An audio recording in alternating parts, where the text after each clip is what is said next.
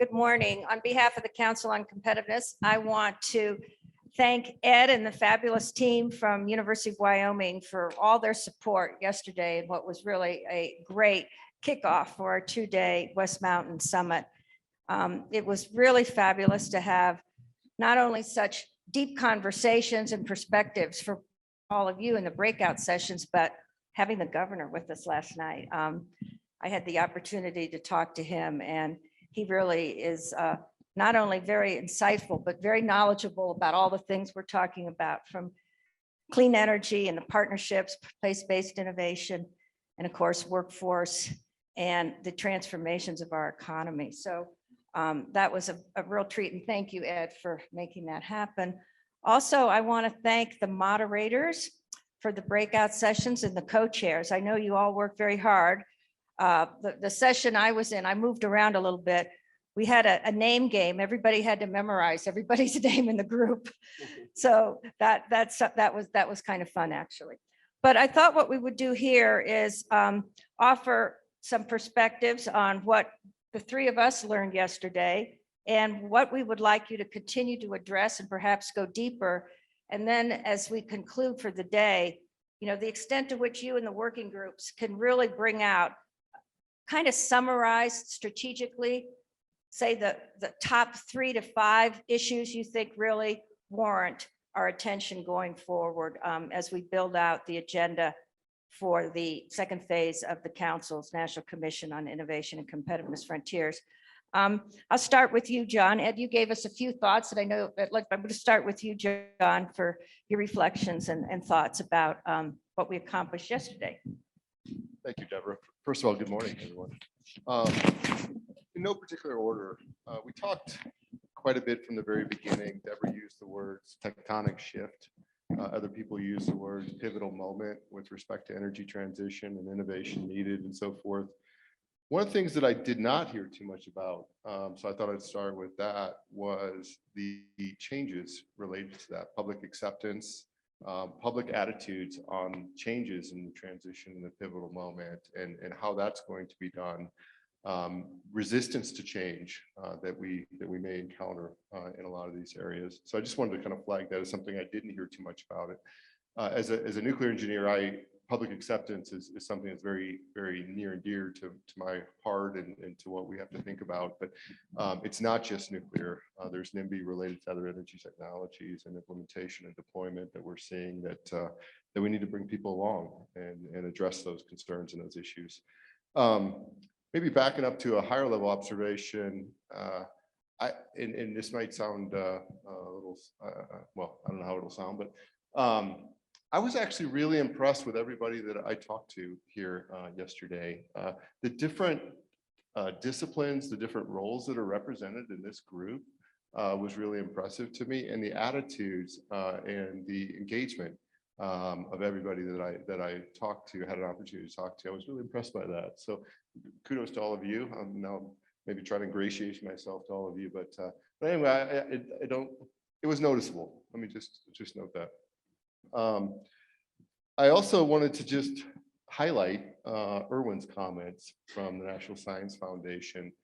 For those of you who maybe aren't as close to that field or that organization, that's a big shift in what the National Science Foundation is doing and focusing on. And as a Department of Energy kind of person, you know, the intersection and potential overlap in some of that is, it was great to hear from him and his perspectives on that, which I had not had an opportunity to hear before. And then again, how we manage kind of the different organizations going forward is important. Had wonderful discussions in the Accelerating Innovation and Energy Technologies breakout. Look forward to more of that today. I'll be able to participate in that. Yesterday, we talked about chronically underfunded technology areas, some really good discussion on that. Of course, nuclear energy is one of those, but also grid and financing. And one of the things that we'll be talking about, I hope, today is regulatory issues and permitting. You know, I think about all the important aspects of technology development, funding, all these different challenges and barriers that we face. But I think probably one of the most significant ones is regulatory barriers barriers, burdens, timeframes involved, and so forth on these technology projects that you can't throw more money at them to fix. And so I look forward to that discussion. And then let's see. I guess I think I'll just wrap it up right there. Thank you. Ed. Thanks, Deborah. I had some of the same points, which is good because it means we're coming away with common themes. But so I won't repeat all of them. But one I will. I think it's a really unique time in the history of innovation in the country, and I think that there's nothing more signifying that to me than the NSF creating this new directorate. And I just want people to really take that in. That doesn't happen. You heard it was 32 years since the last time a new directorate was created.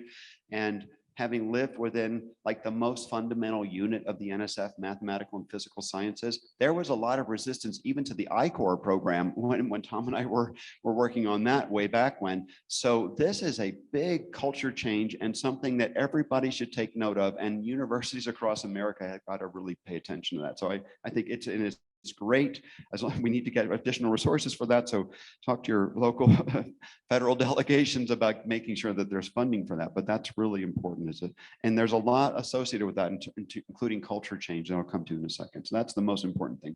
I think maybe another big takeaway that's slightly different is how important are regional collaborations, particularly in places like the rural Mountain West or in rural America generally. We've got to find ways to bring rural America in. They don't tend to have the population bases and certainly don't have the density of populations where traditional innovation activities have really occurred.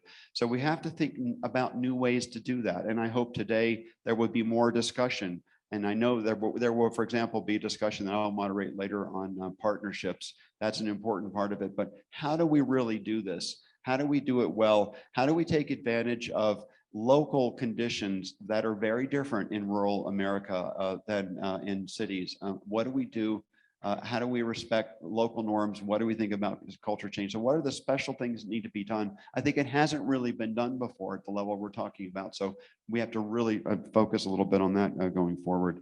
Another important thing to see that wasn't mentioned before, the importance of building on programs like EPSCoR and the INBRI projects. There's a lot of funding that comes from NSF and NIH, and DOE has its own version of EPSCoR as well.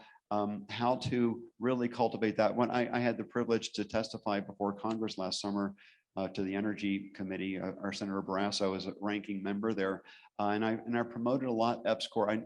Frankly, I never thought of myself as the person who would go promote the EPSCoR program until I've lived in Louisiana, which is an EPSCoR state, and then also here in Wyoming. And I get the impact that it has, but you have to think about it goes way beyond academic impact, and how can we leverage those investments that are being made?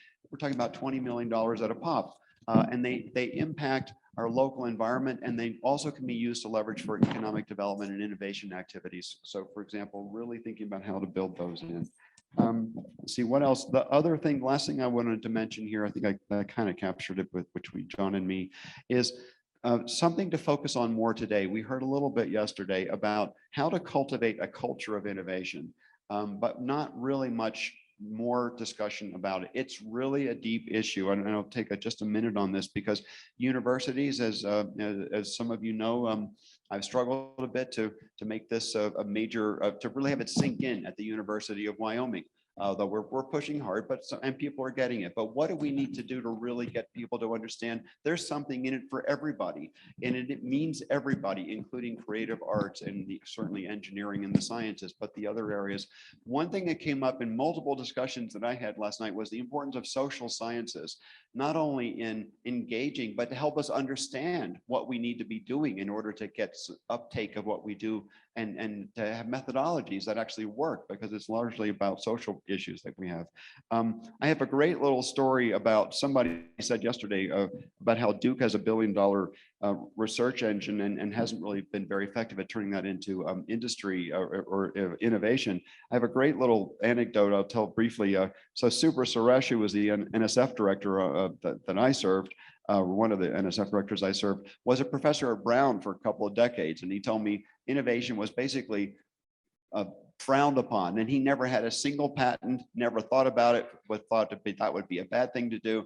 He went to MIT, and within 1 year, he had 4 invention disclosures, just because the culture was very different. And no one could say that MIT was not an excellent university. So you can't say that. So how do we build that culture in universities? What do we do to support it?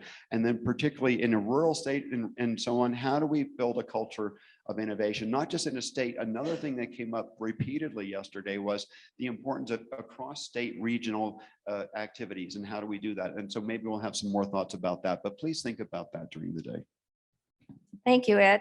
Well, I'm going to build on what both of you have shared and try not to duplicate, but we do have a lot of commonality in what we learned and what we think we need to address today going forward. I did move around in the breakout sessions as best I could. I ended up spending a little more time in the energy group. And one of the issues that I think we're going to hear more about today, and it's very, very significant, is that the scale and scope of the transformation of very complex systems that we have to address really require new financing models in the United States. And I spoke a little bit yesterday about the role of sovereign wealth funds in other countries, even in a country such as Brazil. How did they get their leadership in ethanol? They didn't have any capability in ethanol. And yet, all of a sudden they're a major producer, their cars are using it. They're having tariff issues with the US because they want sugar-based ethanol. And we had a corn lobby that required, our little bit of ethanol to be corn. But it was a financing challenge, but also knitting together the research capability as well as the industrial capability of the country. So the financing issue is huge. And also on the issues around the development and deployment at scale of these really, I don't want to say disruptive, but they're the technologies that are already shaping and defining our future. I think it was last year before everything happened with the invasion of Ukraine, Vladimir Putin was quoted at the St. Petersburg Forum, which was his equivalent of Davos. Whoever controls and dominates in AI and quantum computing is going to control the world. That's a perspective. But again, how do we finance these? We have lots of fragile startups in the United States that get a little bit of venture capital from founders, from private individuals. But then do the VC companies come in and really scale it up? They don't if it requires deep, deep manufacturing. Exception being Tesla and a few others. And of course, we're going to hear from Tony Aquila today, who is really focused his innovation around manufacturing. So financing is something I hope we'll look at. And as we go forward in the commission, we're going to build on our recommendations from our first report about a potential national infrastructure bank, as well as a bank that can knit together some of the pieces we need on this large scale innovation. We're seeing it, of course, in the CHIPS Act, and we're seeing it what's happening in semiconductors. The other thing I want to mention from my perspective, and I guess I am the one representing the private sector here, National Labs University, there really wasn't much talk yesterday about the role of the private sector. And what's really in our country and our culture, the difference between the role of government at federal and state levels and local, and the role of the private sector. And of course, most of our critical infrastructure is in the hands of the private sector. We were talking about, the role of the Nuclear Regulatory Commission, but the actual developers and operators are in the private sector. So that's something, in each of the sessions today, it would be useful to have some delineation on that, because without a vibrant, investing, growing, productive private sector, we're not going to create the jobs and the wealth and the standard of living that we need for our country. And so how we marry these tremendous transforming investments and change in NSF and DOE across the government, including the national security defense apparatus, in partnerships with our private sector is really, really strategic. And finally, I wanted to say on the place-based innovation, this is an area that the Council on Competitiveness really, we're proud of this. We pioneered this many years ago in work we did in the late 90s with Michael Porter called Regional Clusters of Innovation. In fact, we joke, we created, the concept of clusters and looked at San Diego and its origins as still a powerful Navy base. And how did San Diego, I think people know the answer to this, how did they become a major player in wireless with Qualcomm? A young innovator, Irwin Jacobs, came out of MIT, and he had a little company called Linkabit, and he started socializing with the Navy people that were there, and he got a little tiny contract with the US Navy. And from there, it grew, and we have Qualcomm. So Qualcomm today is the anchor. I mean, there are others, there's the biotech, is the anchor company that has transformed San Diego. So what I want us to also begin to look at in place-based innovation, what is the role of an anchor enterprise? What does that mean for developing capability and people? And we know in different parts of the country, many of those enterprises, for a variety of reasons, they shut down their operations. We had devastation. You can drive across certain parts of the country and see massive manufacturing plants all hollowed out. There's nobody there to employ people. So again, the role of industry, a champion company, Detroit's revitalization is very interesting. Intuit played a big role coming into the worst part of Detroit and anchoring that area. And so those are a couple things I want to suggest on the place-based innovation, because we don't want to be focused on, states bidding for each other. I was very disappointed, I have to say, that Amazon came to Northern Virginia. Northern Virginia didn't need Amazon. Other parts of the country did. And all it's done for us is increase property values and create congestion. But there were parts of the country that have smart people that could have done a lot of that work as well. And then finally, on the challenges of change. And I'll have to take a little dig at universities, Ed, here. But We deserve it, probably. universities, and we're seeing this in here in Wyoming, universities have tremendous importance and power and influence in the communities where they are, but of course in the country and globally. I mean, the United States has, preeminent universities, and we're linking those with universities around the world in our Global Federation of Competitiveness Councils. But as Ed has alluded, they are very, very conservative and averse to change. And, we're hearing this with the new NSF directorate. So I want to challenge the universities to think of doing some things that are really outside of your comfort zone. And the presidents, of course, are the leaders, but faculty senates, because the universities really are a tremendous asset for us in every dimension we're talking about for the next generation of productivity and growth in the country. And finally, an area to look at in the technology front is precision agriculture. We didn't really get into that at all, but this is a state and a university that has tremendous assets in agriculture that relates to energy as well. So I think we have a few minutes before you introduce Tony. And I will give the opportunity of one person here to stand up and offer one additional thought from yesterday. Somebody be brave or bold, or I'll call on you. Anybody? Yes, Candy from Los Alamos, who's leading the supercomputer conference this year for the country and is a tremendous leader in advanced supercomputing. Thank you, Deborah. So I've been having a thought about telework, and it's a little bit contrarian, but I think it's important. So telework is here to stay. That's for sure. We've had such a big shift. But we also know that the majority of communication is nonverbal.